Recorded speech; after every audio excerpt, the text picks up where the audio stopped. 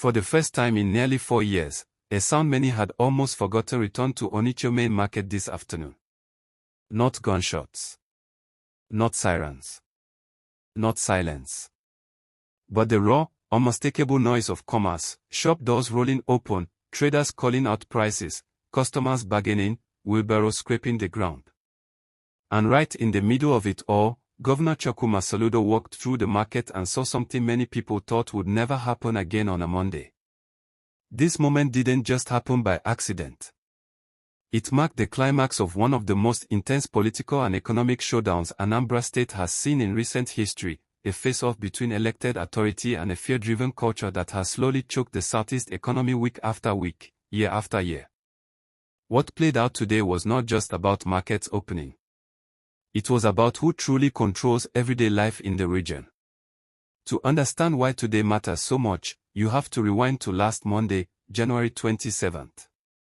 Without fanfare or advance notice, Governor Soludo showed up at Onitsha Main Market, the largest market in West Africa and a commercial nerve center for Nigeria. What he met there was shocking but familiar. Locked gates. Empty stalls. A massive economic engine completely shut down, once again obeying the Monday sit-at-home order that began back in 2021 during protests demanding the release of Nnamdi Kanu. Despite countless government announcements, warnings, and appeals urging traders to resume business on Mondays, fear had continued to win. And this time, Soludo decided he was done pleading. Standing in that empty market, the governor made a decision that would send shockwaves across the state. He ordered the complete closure of the market for 1 full week. Not symbolic. Not theoretical. The gates were sealed. Security forces were deployed. Armored vehicles were stationed at key points. The message was unmistakable. This time, the government was serious. Then came the ultimatum that raised the stakes even higher. If the market failed to reopen after 1 week, it would be shut for an entire month. If defiance continued, the closures would stretch even longer. That single move set Anambra on edge. Almost immediately, tension exploded. Traders protested, arguing they were being punished for simply trying to stay alive. Many insisted they weren't making political statements, they were acting out of fear. Social media went into meltdown. Legal arguments flew back and forth. Could a governor force privately owned shops to open? Was this collective punishment? Critics asked a sharp question that resonated widely. If the governor himself required heavy security to visit the market, how could ordinary traders feel safe showing up with nothing but hope? But Soludo didn't retreat. By Wednesday, he stepped before cameras at the government house in Awka and addressed the controversy head-on. His tone was firm, almost surgical. The Monday shutdowns, he argued, had crossed the line from protest into economic sabotage, and was sabotage aimed almost entirely at Anambra while other Southeast states had largely moved on. He pointed out the contradiction no one wanted to discuss, how the same market was fully alive on Mondays during the Christmas season, only to become a ghost town immediately after the holidays ended. He revealed that more than 150 security personnel were already assigned daily to the market area. He reminded the public that IPOB itself had publicly distanced itself from the sit-at-home order. And most strikingly, he disclosed that during his visit to Nnamdi Kanu in DSS custody, even Kanu had expressed displeasure with the continuation of the shutdowns.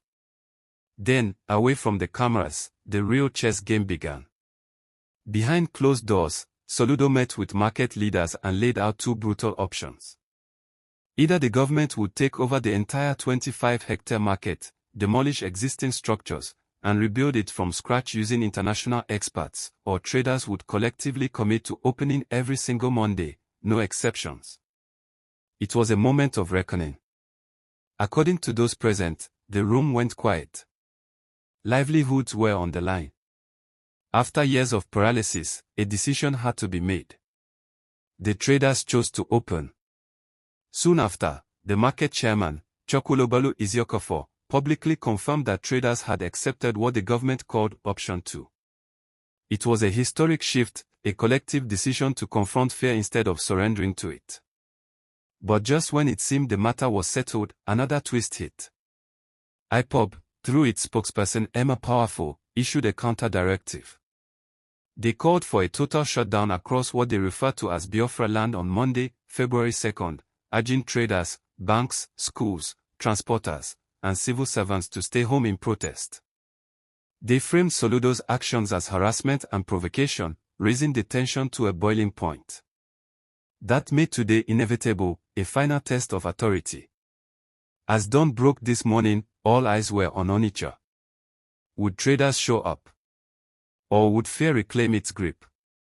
The answer came before 9 a.m. From Upper Iweka to Akanja, from Young Park through Sokoto Road, Lagos Line, Marine, and deep into the heart of the main market, traders began arriving. Shutters lifted. Stores were swept. Goods were arranged. Customers followed. Security patrols moved steadily, visible but controlled. And just like that, a Monday that had been dead for nearly 4 years came back to life. For many watching, it felt surreal. This market alone has cost the region billions of naira in losses over the years, disrupting supply chains that stretch from the southeast to Lagos and Abuja.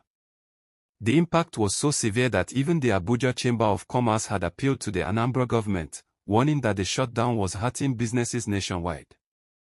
Still, the picture wasn't perfect. Some surrounding roads remained eerily quiet. Nearby markets like Akanja stayed closed. The fear hasn't vanished everywhere, not yet. What happened today wasn't the end of the war, but it was a decisive battle.